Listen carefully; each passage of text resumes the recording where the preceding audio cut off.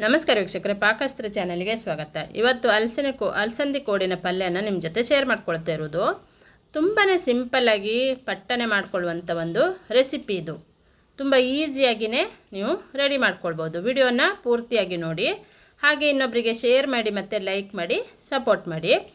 ಇಲ್ಲಿ ಒಂದು ಅರ್ಧ kg ಆಗೋಷ್ಟು ಅಲಸಂದಿ ಕೋಡಿದೆ. ಇದನ್ನು ಈಗ ನಾನು ಚೆನ್ನಾಗಿ ಫಸ್ಟಿಗೆ ವಾಶ್ ಮಾಡ್ಕೊಳ್ತೇನೆ. ಒಂದು 2-3 ಸಲ ವಾಶ್ ಮಾಡಿಕೊಂಡು ಅದನ್ನು ಚಿಕ್ಕ ಚಿಕ್ಕದಾಗಿ ಕಟ್ ಮಾಡ್ಕೊಳ್ತೇನೆ. ಈಗ ಇದನ್ನು ವಾಶ್ ಮಾಡಿಕೊಂಡು ನಾನು ಈ ರೀತಿ ಸಣ್ಣ ಸಣ್ಣದಾಗಿ ಕಟ್ ಮಾಡಿ ರೆಡಿ ಮಾಡಿ ಇಟ್ಕೊಂಡಿದ್ದೆ ನೋಡಿ. ಈಗ ಕಟ್ ಮಾಡಿದ್ದನ್ನು ಸೈಡಲ್ಲಿ ಇಟ್ಕೊಂಡು ಅದಕ್ಕೆ ನಾನಿಲ್ಲಿ ಒಂದು ಟೊಮೆಟೊವನ್ನು ಹಾಕ್ಕೊಳ್ತಾ ಇದ್ದೆ. ಹಾಗೆ ಒಂದು 5-6 ಎಸಳು ಬೆಳ್ಳುಳ್ಳಿಯನ್ನು ಜಜ್ಜಿಕೊಂಡಿದ್ದೆ. ಸ್ವಲ್ಪ ಕರಿಬೇವನ್ನು ತೆಗೆದಿಟ್ಕೊಂಡಿದ್ದೆ. ಒಂದು ದೊಡ್ಡ ಈರುಳ್ಳಿಯನ್ನು ಕಟ್ ಮಾಡಿ ಇಟ್ಕೊಂಡಿದ್ದೆ. ಈಗ ಒಂದು ಬಾಣಲೆ ತೊಗೊಂಡೋಣ. 2 ಸ್ಪೂನ್ ಆಗುವಷ್ಟು ತೆಂಗಿನೆಣ್ಣೆ ಹಾಕ್ಕೊಂಡು ಅದಕ್ಕೆ ಸಾಸಿವೆ ಮತ್ತು ಜೀರಿಗೆಯನ್ನು ಹಾಕ್ಕೊಳ್ತಾ ಇದ್ದೆ.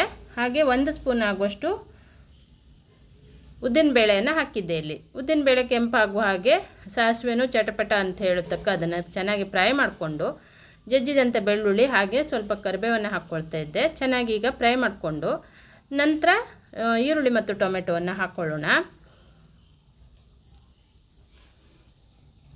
ಇದಕ್ಕೆ 1 ಚಿಟಿಕೆ ಆಗುವಷ್ಟು ಅರಿಶಿಣದ ಹುಡಿ, ಸ್ವಲ್ಪ ಉಪ್ಪನ್ನು ಹಾಕ್ಕೊಂಡಿದ್ದೆ. ಉಪ್ಪು ಹಾಕೋದ್ರಿಂದ ಬೇಗನೆ ಈರುಳ್ಳಿ ಮತ್ತು ಟೊಮೆಟೊ ಮೆತ್ತಗಾಗತ್ತೆ. ಆನಂತರನೂ ನಾವು ಕಡಿಮೆ ಅನಿಸಿದರೆ ಮತ್ತೆ ನೋಡಿಕೊಂಡು ಉಪ್ಪನ್ನು ಸೇರಿಸ್ಕೊಳ್ಬೋದು.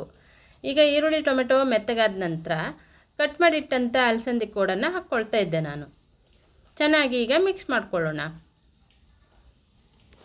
ಇದಕ್ಕೆ ಸ್ವಲ್ಪ ನೀರು ಹಾಕಿ ಈಗ ಬೇಯಲಿಕ್ಕೆ ಇಟ್ಟಿರ್ತೇನೆ ನಾನು.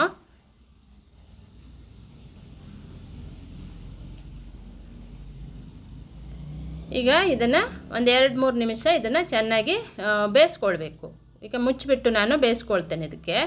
ಇದಕ್ಕೆ ಈಗ ನಾನು ಹಾಕಲಿಕ್ಕೆ ಇಲ್ಲಿ ಒಂದು 3-4 ಸ್ಪೂನ್ ಆಗುವಷ್ಟು ಹಸಿ ತೆಂಗಿನಕಾಯಿ ತುರಿಯನ್ನು ತುರಿದಿಟ್ಕೊಂಡಿದ್ದೆ. ಅದನ್ನು ಕೂಡ ಸೇರಿಸ್ಕೊಂಡು ಚೆನ್ನಾಗಿ ಬೇಯಿಸ್ಕೊಳ್ಳೋಣ.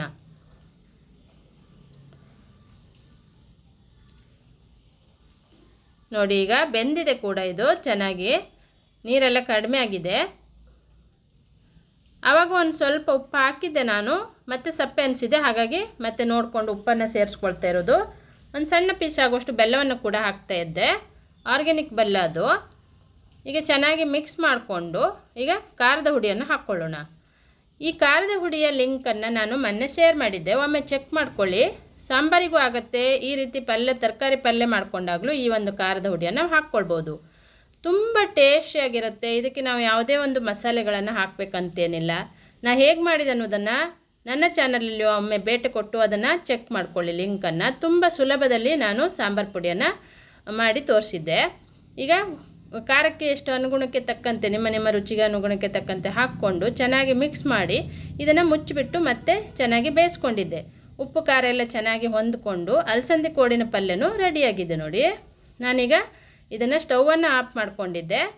ತುಂಬ ಸುಲಭದಲ್ಲಿ ಈಸಿಯಾಗಿ ಮಾಡಿಕೊಳ್ಳುವಂಥ ಒಂದು ಪಲ್ಯದ ರೆಸಿಪಿಯು ನಿಮ್ಮ ಜೊತೆ ಶೇರ್ ಮಾಡಿಕೊಂಡಿದ್ದೆ. ಈ ಒಂದು ರೆಸಿಪಿಯನ್ನು ಲೈಕ್ ಮಾಡಿ ಸಪೋರ್ಟ್ ಮಾಡಿ. ನನ್ನ ಚಾನಲನ್ನು ಫಸ್ಟ್ ಟೈಮ್ ನೋಡಿಕೊಂಡ್ರೆ ಸಬ್ಸ್ಕ್ರೈಬ್ ಮಾಡ್ಕೊಳ್ಳಿ. ಪಕ್ಕದಲ್ಲೇ ಇರುವಂಥ ಬೆಲ್ ಬಟನನ್ನು ಕ್ಲಿಕ್ ಮಾಡಿದರೆ ನಾನು ಯಾವುದೇ ಒಂದು ರೆಸಿಪಿಯನ್ನು ಅಪ್ಲೋಡ್ ಮಾಡಿದಾಗ ಅದರ ನೋಟಿಫಿಕೇಷನ್ ಬರುತ್ತೆ.